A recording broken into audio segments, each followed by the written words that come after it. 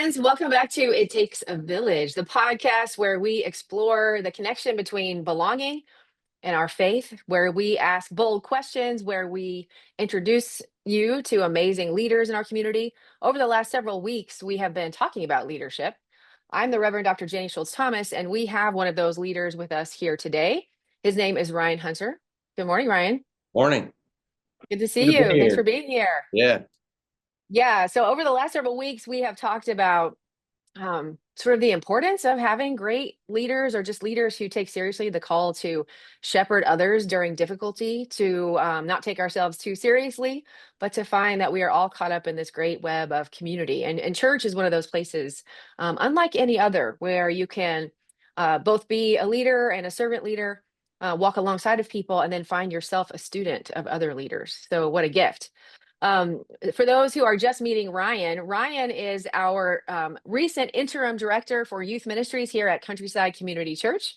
We are thrilled to have Ryan as part of our team, working with our students here, working with us as a colleague, and leading us in ways of asking questions about what it is to serve our youth and support our children in the development, both in a classroom setting as well as in questions of faith. So one of the things we like to start with, I like to be, put my Krista Tippett hat on here, but asking everyone, about their own kind of faith journey, their childhood, what the intersection of faith and leadership and student development, kind of where that comes from. But we'd like to introduce Ryan in three ways, right? Your personal background, who you are, where you're from, all the amazing things about you, and then a little bit of that faith journey, and then kind of what led you here to us at Countryside. So tell us a little bit about yourself, Ryan, a little bit about your background. Well, I'm a born and raised Iowa boy for the first 25 years of my life. Smaller town, Burlington, Iowa, southeast corner of the state, down on the Mississippi River. About an hour and 15 minutes north of Iowa City, to kind of give you some reference point. I grew up as a cradle Catholic. My journey was my mom's side of the family was real strong in the Catholic faith. In fact, my grandmother lived about 2 blocks away from the church that we went to the entire time, and then she would always have Sunday afternoon brunch with her family members. So it was always always a wonderful memory of my childhood, and just even all the way up until I left home. And just knowing that, like, family got together every afternoon. Sometimes you're shooting the breeze about politics, sometimes you're shooting the breeze about life. I mean, it's just your classic family dynamics, but her side of the family stayed fairly local around the Burlington area. Had a couple farmers in the family, so there was always a lot of fun conversations growing up, and I just feel grateful that I had that foundation to start my journey. And then in regards to just real quick about I guess my high school years, I was a golfer on the golf team. Played 1 year of college golf in Cedar Rapids, Iowa, for a junior college, Kirkwood Community College. Didn't ever get further than that, but that's fine. I got a chance to feel what it's like to be a college athlete, which is pretty cool experience.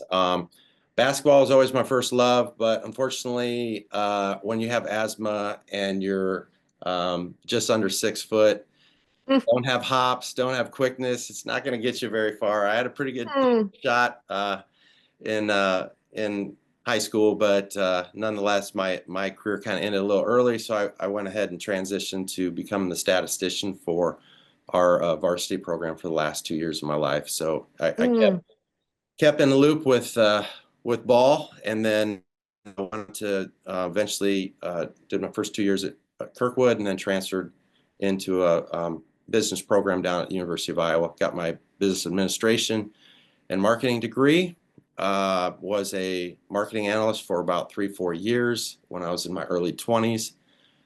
I felt there was a void of some sort. Like, I had lived with my sister all throughout college, so it's like I still had family ties, and then I get on my own, moving up to Cedar Rapids, and those walls start to creep in a little bit when you're by yourself for the first time, So When it comes to my faith journey, I'm pretty, my whole life's kind of integrated in that walk. So like this particular story, there was one night I just was feeling, I'm an open guy. So I was starting to feel a little depression. So I got on my knees. I said, God, I just need something right now. And literally 2 weeks later, a coworker randomly come up to me and asked me if I'd be willing to volunteer to coach her son's second grade soccer team. And it still this day is kind of bizarre that that happened outside. It has to be a God thing, right? Mm, So I went ahead and did that, and the innocence of the kids really just brought that what was needing filled in my soul. mm-hmm. And then I had a lot of feedback from the parents that I did a really good job. Um, and then eventually I decided to do my first love, and that was volunteer for basketball. And Mm. it's kind of a cool story. I It's a Y ball, and if anybody knows Y ball, if you're a volunteer, a single young man volunteer, you're going to get the people that nobody has spoken up for. So, most parents are just like, "Hey, Bobby has been playing with Johnny for the last 3 years. Can we get him on the team?" And so Mm. they do those kind of combinations first, and then the ones that don't have anybody, guess who? Guess who I got? So it was a little bit of the I don't want to, with all due respect to the team, it was a little bit of Bad News Bears team at first, but we got better each game, and that was the big thing. And then the we were 0-5, 6 game season, but each time the margin was getting smaller, and then I don't know what happened, but we put it all together and won the last game by 20. So Hey, it was a super cool moment for me, and I think probably the more rewarding thing for me was that the parents came up to me really grateful, and mm, asked me to run it back the next year. And I said mm, I would. I said so. I did their fourth grade team, and I'll say this: I only had I got to put this in the equation. I had a ringer come in as far mm. as the player, and took out those same core players along with this pretty decent player, and we went undefeated that year. So Hey, yeah, woo! yeah. So that was super cool. And that was Perseverance. when it hit me hard, like I need to do something with youth. This is Mm. more impactful to my life than sitting behind a desk for 8 hours a day, even though I was Uh, pretty decent at it. But yeah, um, that's exactly what I was going to ask you. It's sort of hearing this and knowing that you taught, in years.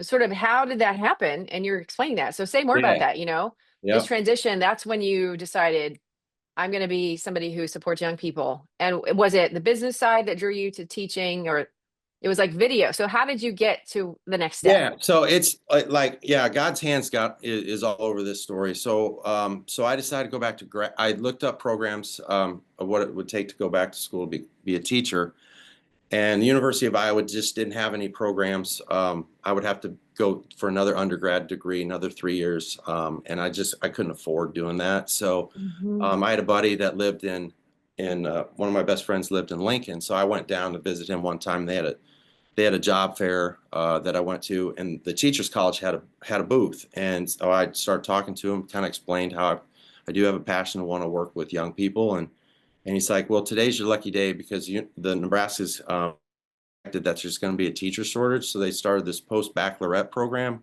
that enables you to get not only your teaching certification, but you can get your master's degree at the same time."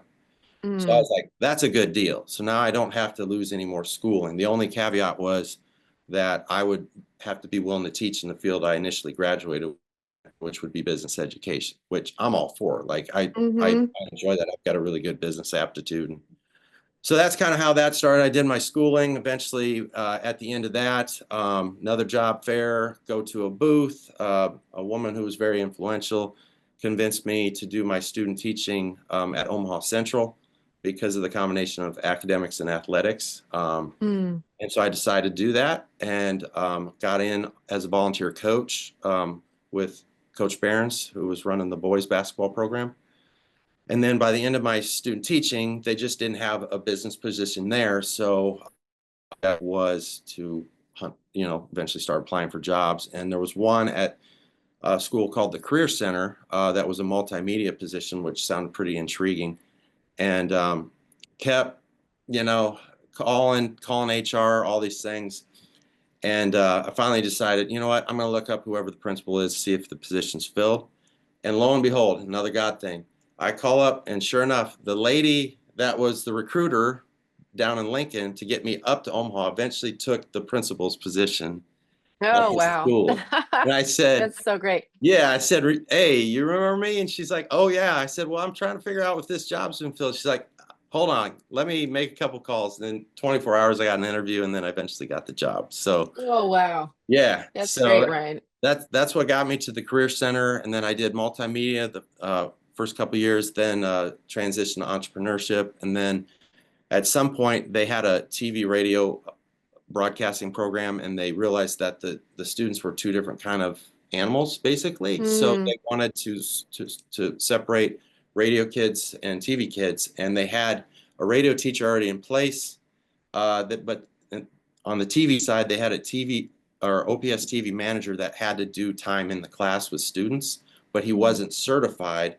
So they thought, with my creative background, with my sports background, that I could be an asset to this. And they asked me if I'd want to do it. And I said, sure. And I said, well, I don't know anything about video production. It's like, mhm, that's okay. He can train you on the job. So mm. I don't think in any other circumstance I would have been able to do what I did, because I didn't go to school for it, but he was a really good teacher to me. And then we ended up team teaching for 11 years and became one of my best friends. So shout out to Doug. He's a great man. He did a lot for my life. And we did sports broadcasting. We did TV broadcasting. We did short films, video productions, you name it. We got a program going that got highly successful, and eventually they have competitions through Skills USA for our programs, and we, in the end, won 13 state championships and took them down to nationals 7 years. So that was pretty awesome. Yeah, Amazing. yeah, That's so fun. Well, and I mean, your eyes are lighting up, right? It's yeah. obviously something that you loved. You loved helping students, support them in their endeavors. What if you could say the three things, from your teaching career working with those kids, like what are the top three things that you value so much from that experience in working with those young people?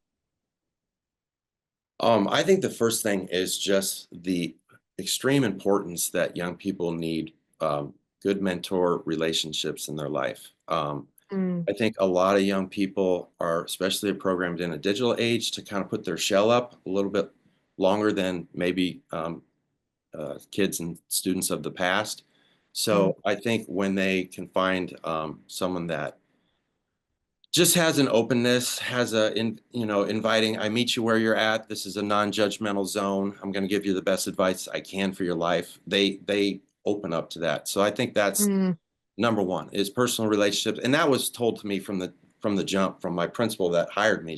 She's like, Ryan, the most important thing about your job is developing personal relationships. It's more important than the subject matter, because the subject matter will come naturally if the relationships are built. And I'm like, mm. okay, cool. I'm good for that. And then Yeah. so I just have absolutely embraced that for my life. And then I think secondly, with young people, is being around young people keeps you young. I mean, you had your own experiences knowing that. It's just like when you're around young energy, it's vital, and Mm,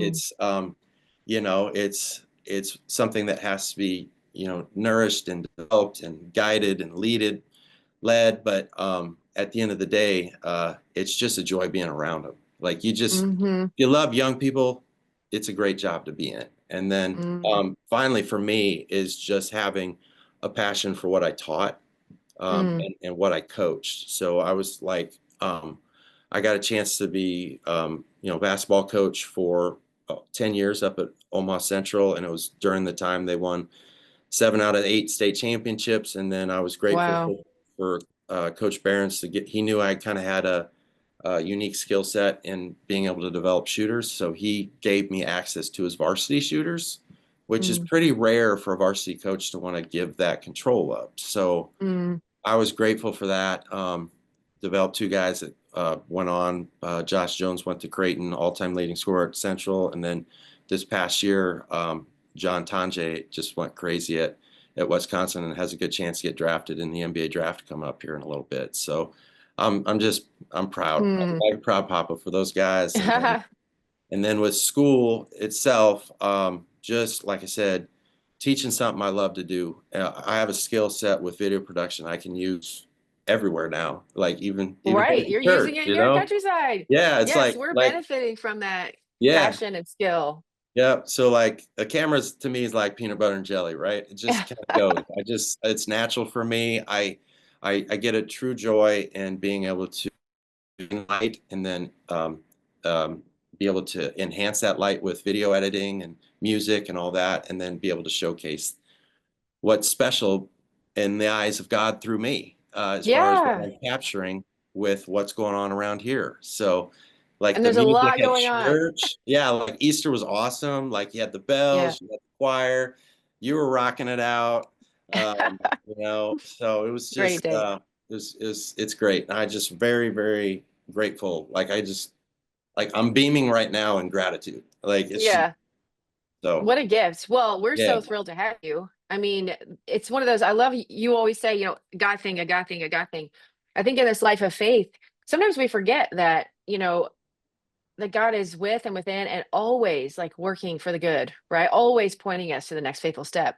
And sometimes in the mainline, liberal Protestant church, we can sort of forget that, it's all about God and God is always with us. It doesn't mean, there's you have no decision or free will in making decisions. It means that God meets you and if you're looking for God and looking for God to show up and point in the right direction, right? God is always whispering and speaking into our lives. So I love that you speak that so freely. I would love to now pivot a little bit to your current situation with us here as Mhm. interim youth director. And you've kind of led us to this lovely place of why it is that you are here, why it is that we were so thrilled, that you responded to this call. How, tell us a little bit about how you bring that passion at leadership coaching to this place of faith formation and working with our leaders, our students in leadership and what's happening in our countryside. How do you see that? What are you excited about here on the Tri-Faith Commons and working with our students? Yeah. So with my teaching and coaching chapter, it kind of ended organically because I had a couple situations with my spine I had to address. And Mm. because of that, I took disability for a couple years. And then during that time, you kind of go on a walk of wandering with God, right? You just gotta like you have to fill your time. It's a whole different world. I'd say you get kicked off the conveyor belt of life and you're down there like looking around like, okay, what do I do with my day kind of thing, you know? And I went wandering with God for a couple years, and I just knew during that time, being empty and just letting Him fill me because I really just in sheer survival with my health situation, Mm. and just situational situation that I just let Him kind of guide my life, and I just knew during that time, it's like the chapter for me teaching and coaching it was over. It feels over, but I want to extend to what has always been natural, and that's walking with God, walking with young people. Mm. It's always been my thing. And like everybody that knows me, I'm just transparent. I'm authentic. This is what Yeah. I am. There is no other agenda. If I'm struggling, you're gonna know it. If I'm happy, you're gonna know it, thing. So and I Hmm. think that's good for young people to be around. But I like the idea of just there's a lot of part of my journey that can help young people. Mm. There's a lot of authenticity to struggle, to Mm. what it's like to deal with a disability, what it's like to wake up when every day your foot's going to feel a bit different now because your sciatic pathway was cut off for too long, kind of thing. Mm. And those are Hmm. things that, like, someone told me once, you can't have a testimony without a test.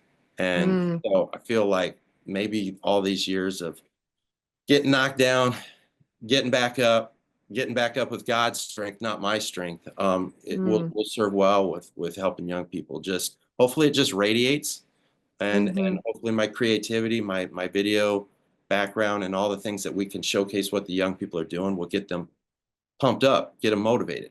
So Yeah.